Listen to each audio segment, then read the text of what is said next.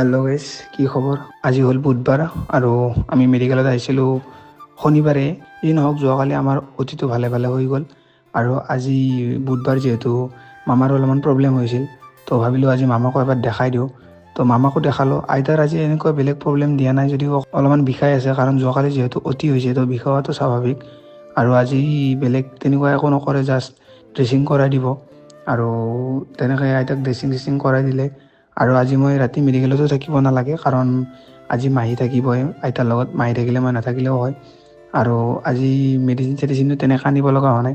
মানে শনিবাৰৰ পৰা মঙলবাৰলৈ যিমান কষ্ট পাইছোঁ নহয়, আজি মানে সিমানখিনি পোৱা নাই আৰু আজি বহুত কম পাইছোঁ। আৰু আজি আইতাইও বেছি তেনেকৈ ডিষ্টাৰ্ব কৰা নাই। তো আজিৰ দিনটো তেনেকৈ অলপমান ঘূৰোতে মিলাতে গ'ল। বেছি বাৰু কষ্ট হোৱা নাই আজিৰ দিনটো তথাপিতো। আৰু আজি মিনি ব্লগটো ইয়াতে খতম কৰোঁ। ৰুমলৈ আহি কিবা অকণমান বনালোঁ, খালোঁ। সেয়াই আৰু লগ পাম আৰু কালি। আজিৰ কাৰণে বাই বাই, টাটা গাইছ, টেক কেয়াৰ।